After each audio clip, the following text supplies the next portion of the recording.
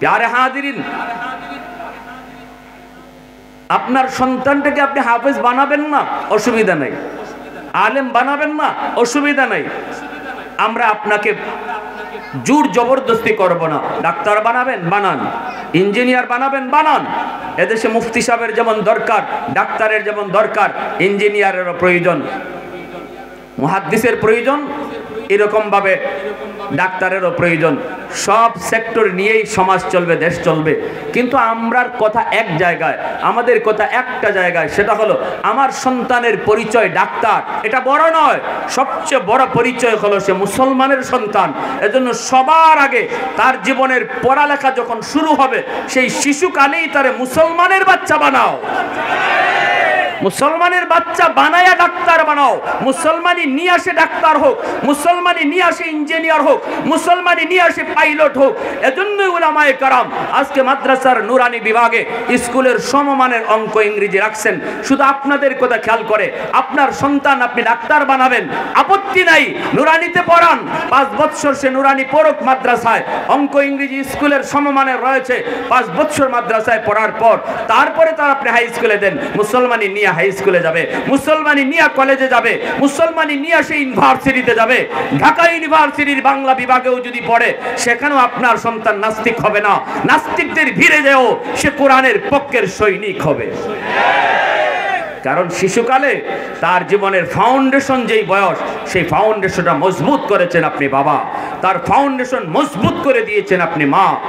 তার মূল জীবনের মূল ফাউন্ডেশন সেটা অত্যন্ত মজবুত, এটা সহজে নড়ে না। এজন্য শিশুকালটা অবহেলায় নষ্ট করবেন না বাচ্চাদের।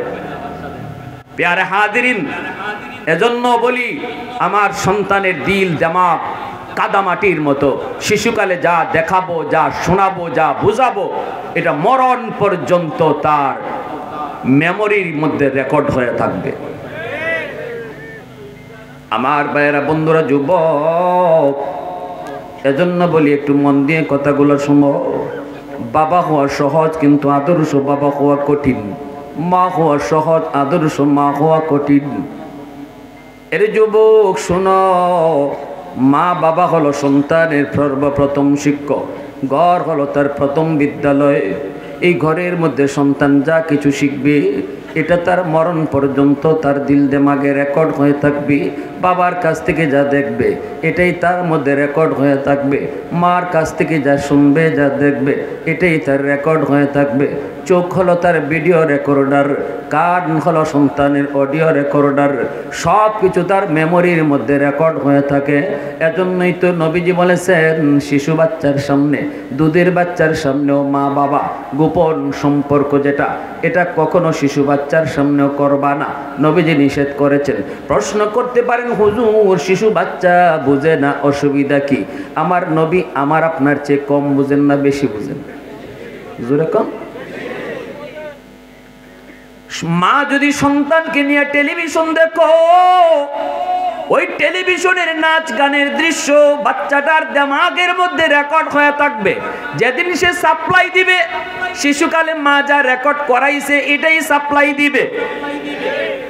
গান যদি তার কানের মধ্যে রেকর্ড করাও, বড় হওয়ার পর যখন সাপ্লাই দিবে গানই বাজবে।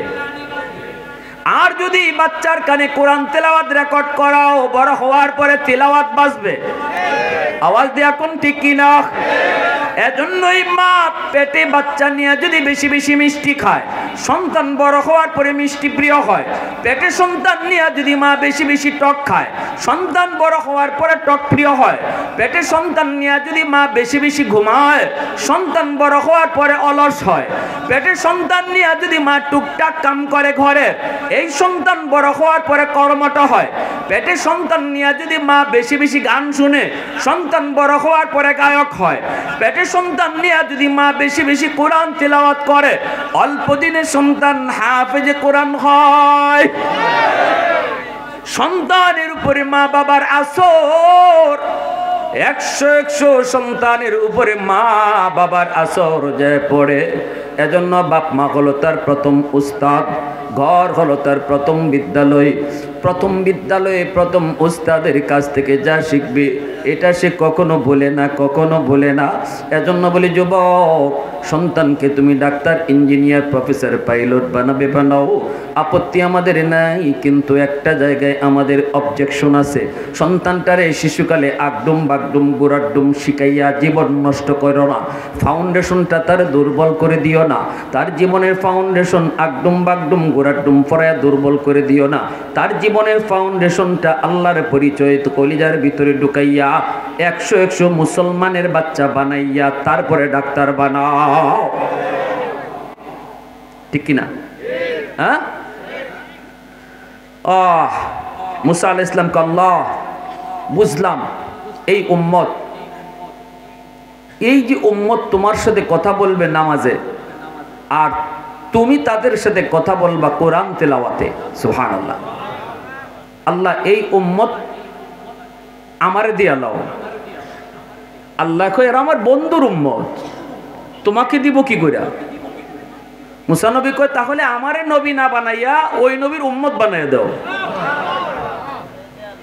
আল্লাহ বলে এটাও হবে না, তুমি অনেক আগে চলে আসছো, এরা আরো অনেক পরে আসবে। আল্লাহ নবী রহমতের নবী কয় মালিক কি দিয়েছো আমার উম্মতকে? মেরাজ কেমনে করবে? কয় 50 ওয়াক্ত নামাজ। নবীজি মহা খুশি, আল্লাহ নবী মহা খুশি।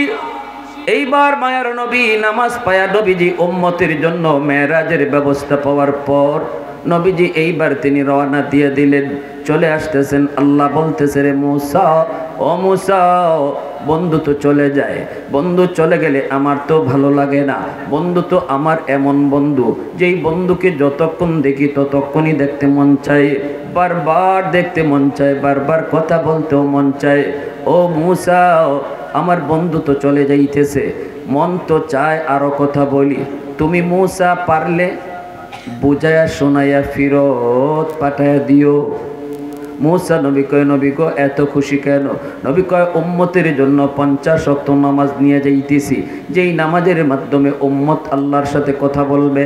মুসা নবী কয় না গো নবী, না হবে না, 50 ওয়াক্ত তাদের জন্য অনেক কষ্ট হবে। এটা আখেরি জমানার উম্মত, এদের হায়াত কম, সময়ের বরকত কম। না গো নবী আপনি পারবে না, কমায় নিয়ে আসেন। এইবার নবীজি কয় হ, আমি তো এতটা চিন্তা করি নেই, আমি তো এতটা ভাবি নেই, খুশিতে আমিও তো বেহুশ হয়ে গেছি। নবীজি আবারও গেলেন আল্লাহর কাছে। আল্লাহ পাক বলতেছে বন্ধু কেন আইছো? নবীজি বলেন আল্লাহ 50 ওয়াক্ত উম্মতের জন্য কষ্ট হয়ে যাবে গো মালিক, কমায় দাও, কমায় দাও।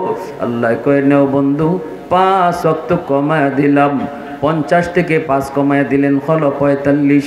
নবীজি চলে আসতেছেন। আল্লাহ কয় মুসা জায়গা জায়গা, বন্ধু জায়গা, আমার মন চায় আরো কথা বলি। তুমি মুসা পারলে আবারও ফেরত পাঠায় দিও। মুসা নবী কয় না গো নবী,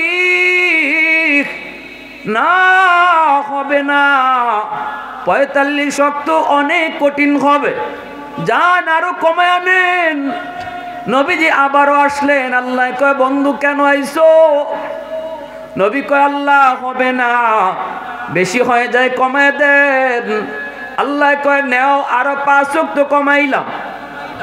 40 ওয়াক্ত নিয়ে নবী চলে আসতেছে। আল্লাহ পাক অ্যাডভান্স মেসেজ পাঠায় দেয় মুসা নবীর কাছে, ও মুসা, বন্ধু তোমার পাশ দিয়েই যাবে, মন চায় আরো কথা বলি, আরো দেখি, আবারও তুমি বুঝায় ফেরত পাঠায় দিও। আওয়াজ দিয়া কোন না সুবহানাল্লাহ। মুসা নবী কয় না গো নবী হবে না, 40 ওয়াক্ত কঠিন হয়ে যাবে, আরো কমান। নবীজি আবার ফেরত আসলেন। আল্লাহ আবারও কুদরতি মুচকি হাসি দিয়া কয় বন্ধু কেন আইছো? আমার আপনার নবী কয় আল্লাহ 40 ওয়াক্ত উম্মতের জন্য কঠিন, আরো কিছু কমায় দেন। আল্লাহ কয় নেও বন্ধু, আরো 5 কমাইলাম।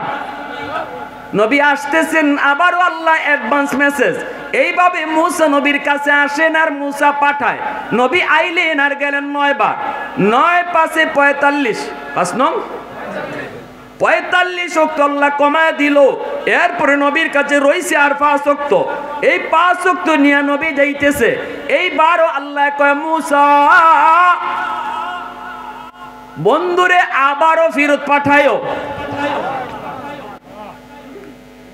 उल्फत में तेरी वही सीने दंदन को तूरा, उल्फत में तेरी वही सीने दंदन को तूरा, बू बकर उमर नक्श कदम तीरा न छुरा, बू बकर उमर नक्श कदम तीरा न छुरा, आयो शाक़ नबी वाक़े असरार मदीना, सुल्तान का सुल्तान है सुल्तान मदीना, सरकार का सरकार है सरकार मदीना, गुलजार का गुलजार है गुलजार मदीना, अल्लाह ने मक्का ही में एक काबा बनाया। अल्लाहु अकबर, ज़ोरे कन्ना आरो ज़ोरे अल्लाहु अकबर।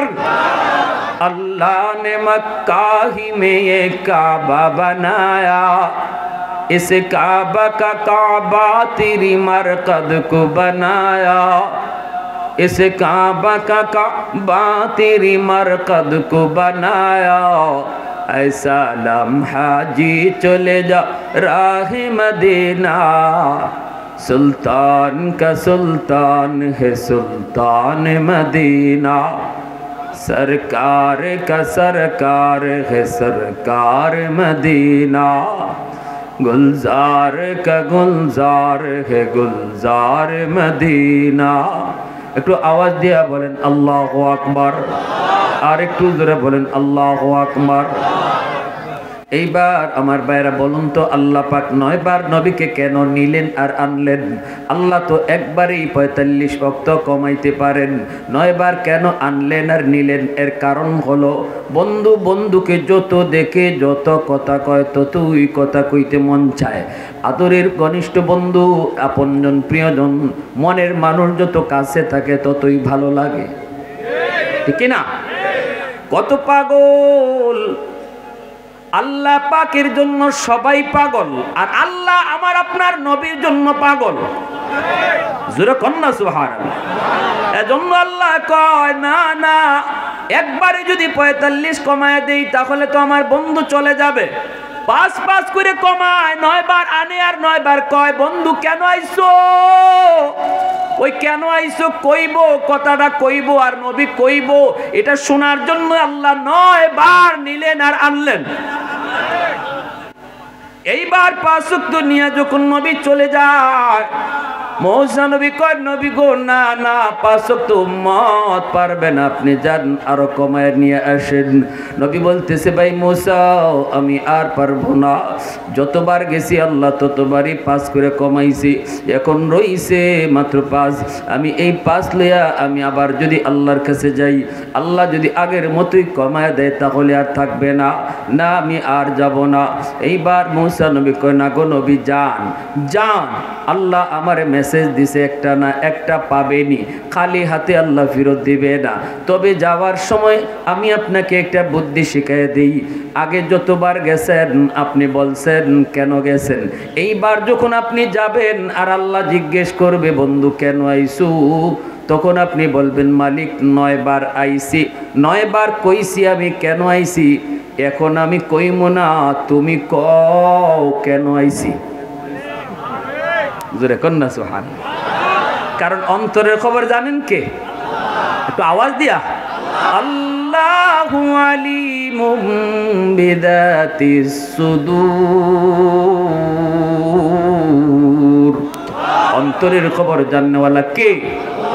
দয়াল বাবা, দয়াল বাবা, কিবলা বাবা, খাজা বাবা, জটাশা, ল্যাংটাশা, কোনো বাবাই মনের খবর জানে না। মনের খবর জানেন শুধুমাত্র আল্লাহর নবী। কই আল্লাহ 9 বার আইছি, আমি 9 বার কইছি কেন আইছি, এখন কইমু না, এখন তুমি বলো আমি কেন আইলাম।